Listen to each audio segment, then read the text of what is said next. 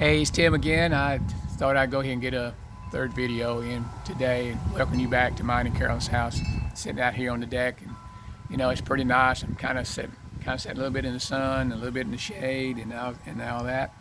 Uh, but I want to continue to where I left off.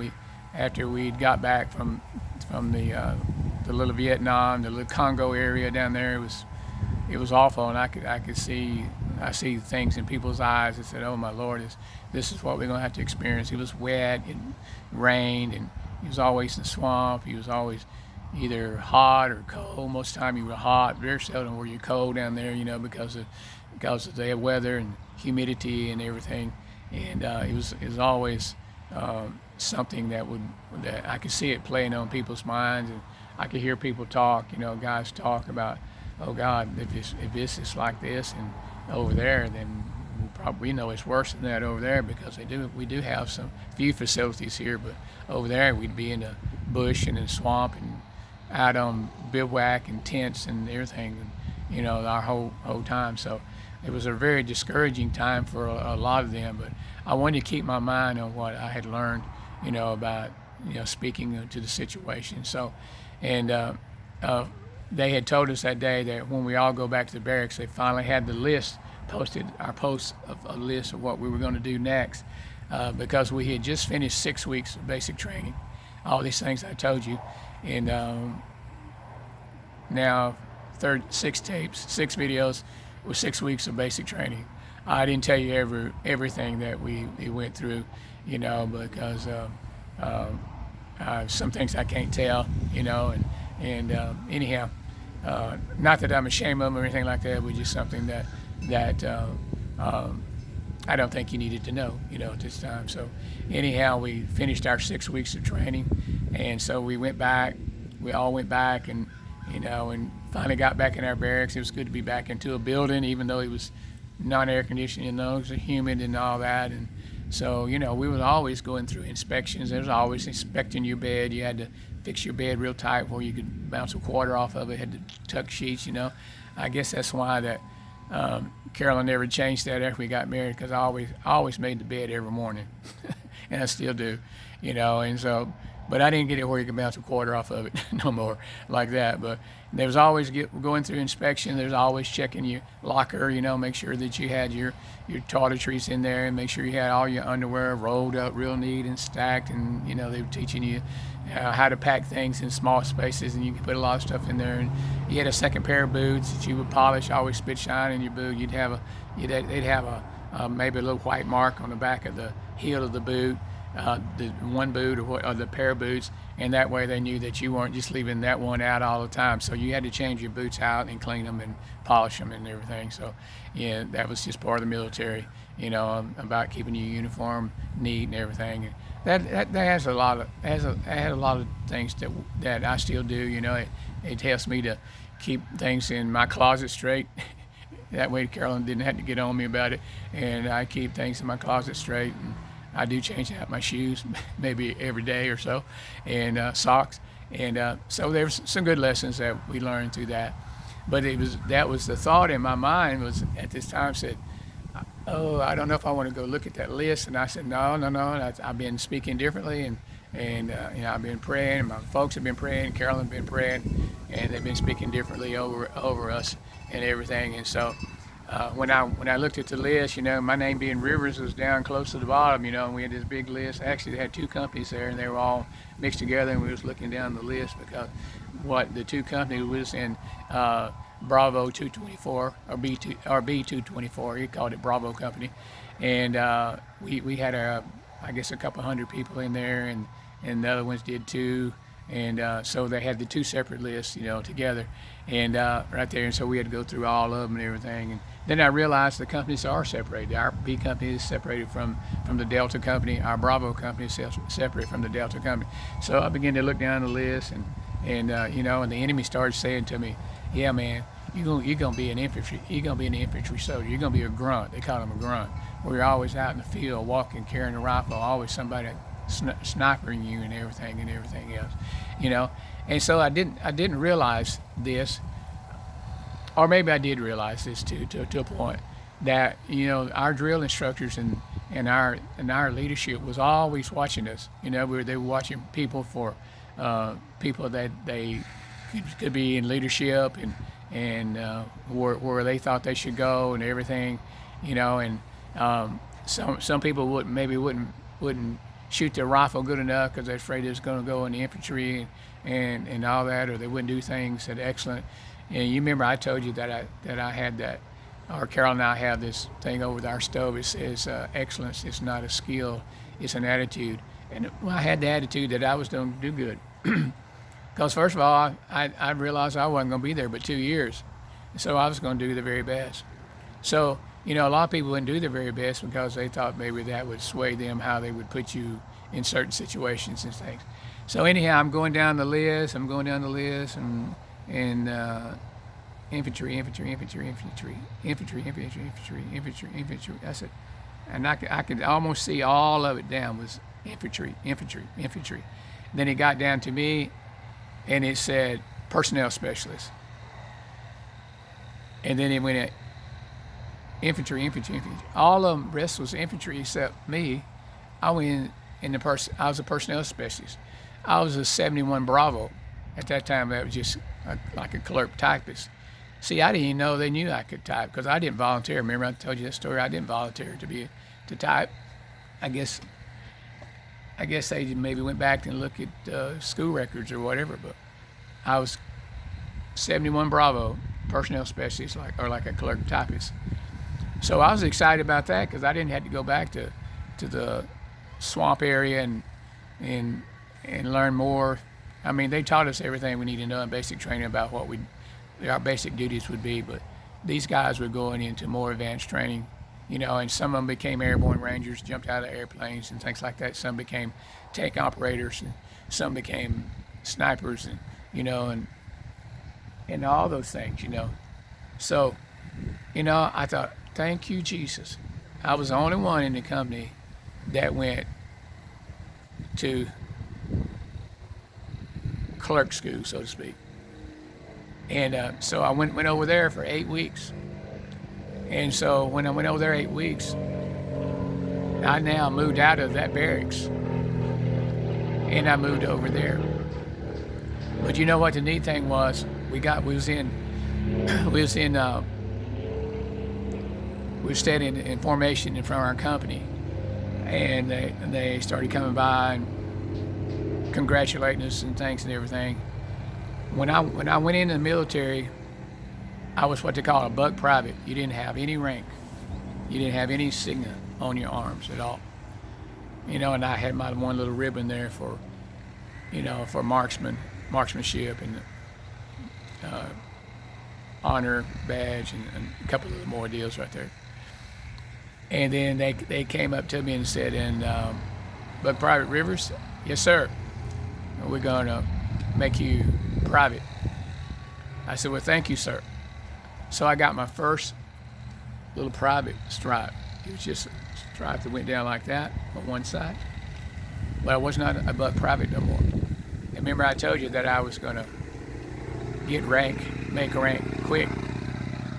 So I'm not saying that I'm the only one that did that, but there was several others in our company. But I realized that actually one of the drill instructors said, we watched you, your attitude was good, you encouraged the men. I don't know why you didn't step up and take a platoon leadership or whatever. And I didn't comment to that, but I thought to myself, sometimes you don't have to be the head of the company. You don't have to be the main person to be a true instrument within that company. And I felt like that I was being used of God through that. I realize I was now. So there was a few of us that got a stripe out of there, but I felt real good. I get a stripe. Now I'm going over to clerk school. I'm going over to 71 Bravo, and eventually we'll be a 71 Hotel, a personnel specialist. So I went through that. We did typing, we did forms. We learning all those things. 8 weeks of training. So the latter part of my 8 weeks was that I had finished the course early. You could kind of self-pace it at one point. Took the general things, and then you could self-pace all that. But the neat thing was that they moved me out of my company and they moved me over into another barracks with just a few guys. So it was almost like I had my own room, so to speak, because those guys were always gone. Because when you went to that school I was in, they were off every weekend, and most of those guys were in town chasing girls, drinking and carousing and doing all those things. So a lot of times I was home. I would try to go home now and then, but it was a pretty good distance from where we lived. Where Carolyn was at. I'd call her on the phone. I'd go over to the PX, that's the Post Exchange, and they had the phones over there. I'd go over and call her and stay on the phone with her for a good while, and still writing her letters. And now and then I'd get to go home on the weekend, and everything. And I was starting to grow my hair back then, back out then, where I could part it and everything, And so it was getting like we weren't into that type of training anymore. So went through that, and then the last week or so I got in what they call publications. And so I didn't ask for it. They said, "Hey, we're sending you over here." I said, "Okay, cool."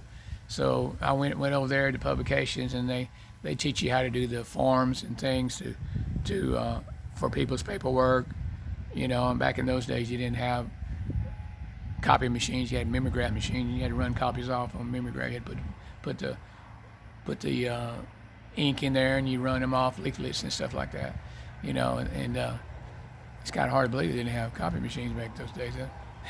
But anyhow, in the military they didn't at that time. That was 70, so that's a long time ago. And so I was in publications, so I learned all the forms and doing all the publications and things, and so they I got where I did good with the guys there. I was,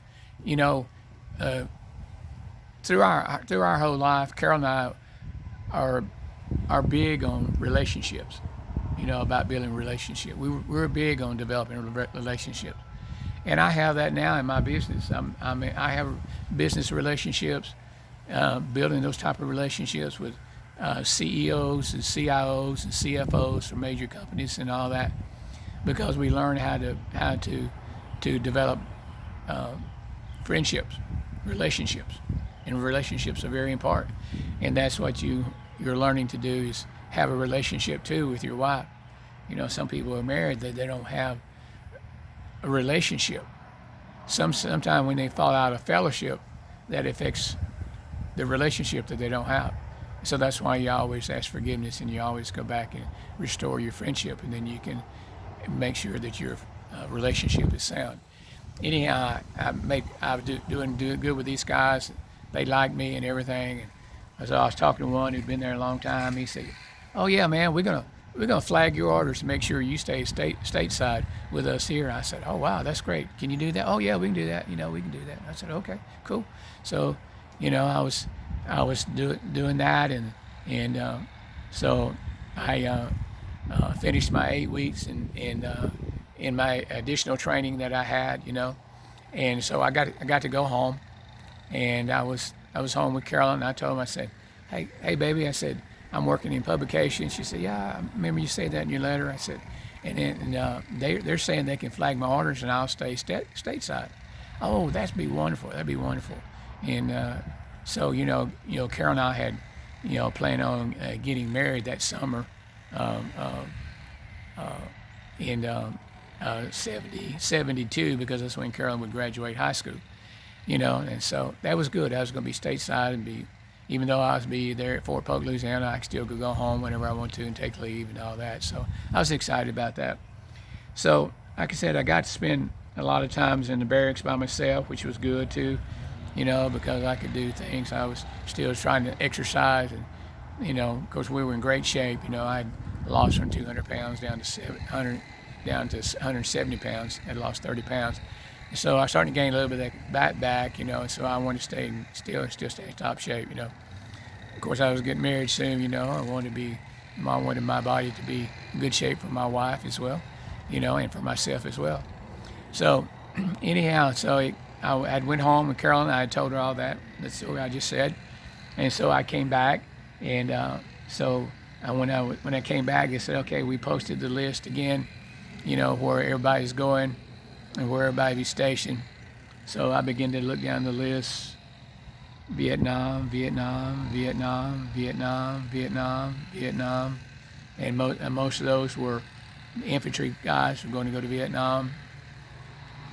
I got down to my name and it said Germany, Germany, and then a couple other names went to Germany. So out of our whole company, only either 2 or 3 went to Germany. Everybody else had to go to Vietnam. And you remember I said way back there, I was calling those things be not as though they were, that I would not go to Vietnam. Did I believe that in my mind? Sometimes my mind wouldn't let me believe that. But I kept it in my mouth. It would go in my mind, oh, you're going to Vietnam because your whole company is an infantry company. You're going to go to Vietnam. But I would say in my mouth, no, I'm not going to go to Vietnam. I'm not going to Vietnam. I guess I should have said I'm going to stay here, but I didn't ever say that. I just said I wasn't going to go to Vietnam. And sure enough, I got the thing said you're going to Germany. So anyhow, I had got my orders to go to Germany, and that was let's see, April, and right at the end of April that I was going to have no, it was May, beginning of May, that I had a couple of 2 or 3 weeks. I can't remember exactly how many days I had off there. And so when I went back home, of course, Carolyn was glad to see me and my folks and everything. It was good to be around them and knew to be loved by them and appreciated by them. And but I didn't tell you right out of AIT, I got another strike. I was a private first class now. I came from a bug private to private first class in about 18 weeks. So I was making rank pretty fast. I said, man, that's pretty good. Of course, my pay went from $90. I think we was only making $150 at that time, which wasn't very much. It wasn't enough to support a family on or whatever, So, of course, Carol and I had planned to get married in 72. And so I went back home, and I told Caroline, I said, well, she said, so you're gonna be stationed at Fort Polk? And I said, well, she said, well, I kind of had a feeling that you wouldn't be at Fort Polk, but you were gonna go somewhere else. And she didn't say Vietnam. She said, I knew you was gonna go somewhere else. And I said, well, I didn't go. I'm gonna have to go to Germany. Germany? I said, yeah, I'm gonna be shipped off to Germany and everything. She said, well, how long are you gonna be gone? I said, I'll be gone at least almost 2 years to Germany, and then I can come back home. Oh no, you're gonna go to Germany? I said, yeah, I'm gonna go to Germany. And she said, I want to go. You can't go without me. I said, well, we'll have to up our wedding then. We'll have to get married in May of this year, 1971. And she was still in school, still in high school. Well, I talked to her mom about it, and I told Corey, I said, this is what's happening, and I want to go ahead and marry Carolyn. I know she's only 17, but I want to go ahead and marry her. And she said, well, you got to promise me one thing. And I said, yes, ma'am. And what is that? That she'll finish school. Also, oh, yes, ma'am. I'll make sure that she finishes school. She'll finish high school. She said, now you promise me. I said, yes, ma'am, I promise you. She said, I know you're a man of your word. You never said anything that you wouldn't do, And I'd always try to do that, be honest and do what I said I would do. Maybe sometimes circumstances wouldn't let me do those, but if I could know what I could do, and that's what I said I would do. Because she said, and that's what my other daughter said, and they got married before they finished school. They were some of them were in their senior year, and I believe this to be right, said that they said, well, we'll go ahead and finish school, but they didn't finish school. And then, some of their husbands says, ain't no wife of mine gonna go to school. I can take care of her. She don't need to go to school, And Corey wanted to make sure Carolyn finished school. And so I said, okay. So I told Carolyn, I said, okay, we're gonna have to I've got 3 weeks here, so we're gonna get married in 3 weeks. And she said, I can do it. You know how Carolyn is. If you give her a task to do, it didn't matter if she was 17 or it didn't matter if she was 66. If she said she could do it, she could do it. She'd work out a way. She knew how to do those things. She knew how to pray, and she knew how to ask the Holy Spirit to help her. She knew how to do that. Now, she didn't know that much, about the Holy Spirit and things like that. Right now, we grew into that. But she was a person who said, I can do it. I can do it. I'll make it happen. So, what people always think, that if you're going to move your marriage up, now she's 17 and she's going to get married when she's 17. Well, most people thought, well, I guess she's pregnant. That's why they're getting married early.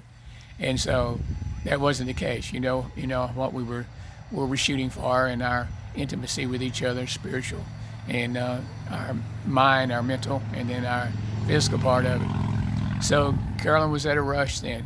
And so she got to get everything together for us to get married, because she sure didn't want me to go to Germany by myself. I don't think that she mistrusts me or anything like that over there or whatever, but she just didn't want to be away from me 2 years, And so that's something Carol and I never did do, is mistrust each other. We knew that we were faithful and loyal to each other. And I'll talk about that more to get married, about a covenant, how that needs to be looked at and what that really means. So during this time, she was scrambling around to get everything done, and so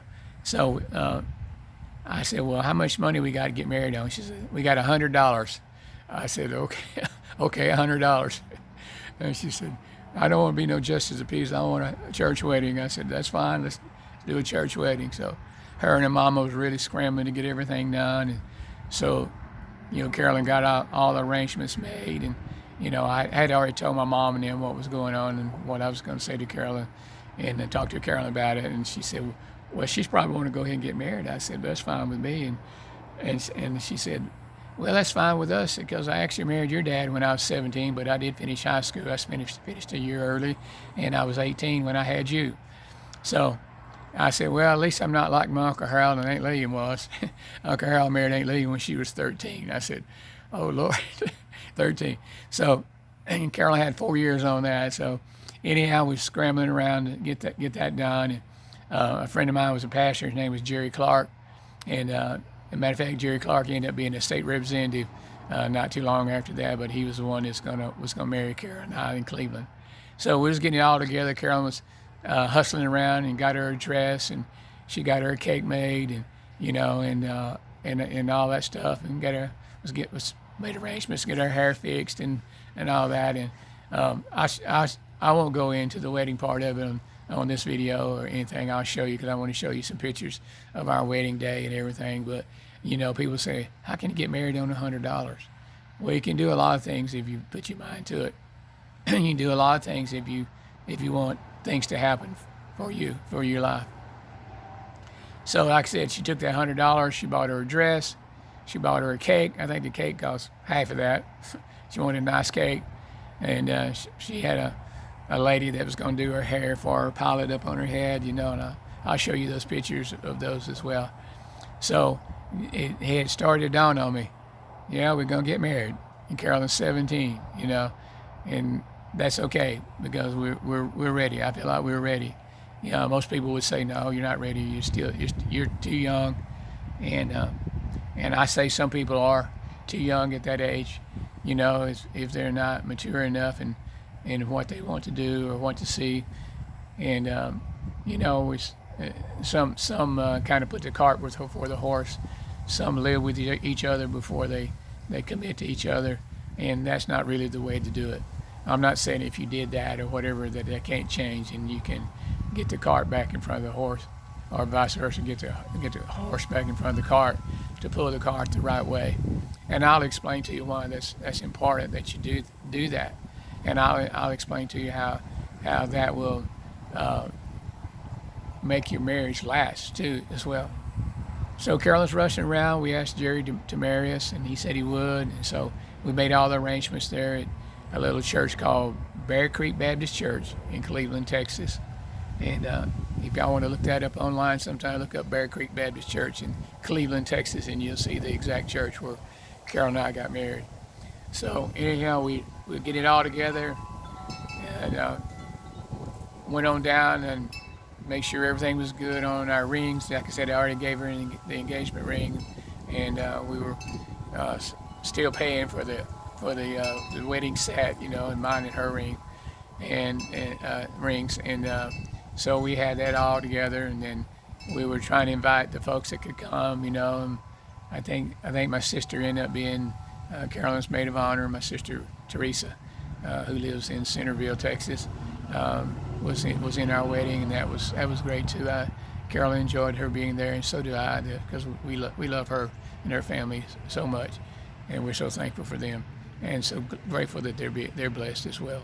And so we knew we had the best man. I think Lynn Esther was my best man. He was actually the music leader at the church where Mom and them went. I'd known Lynn for a long time, and so we had all those things taken care of. We weren't worried about. We just had $100. If we had a church to go to, and made our vows in front of God, committed to ourselves, and we had our minister there, the one that we wanted to perform our wedding would be there with us. Our family was there. That's all that mattered to us. Carol and I have never been people to try to impress people, with what we have.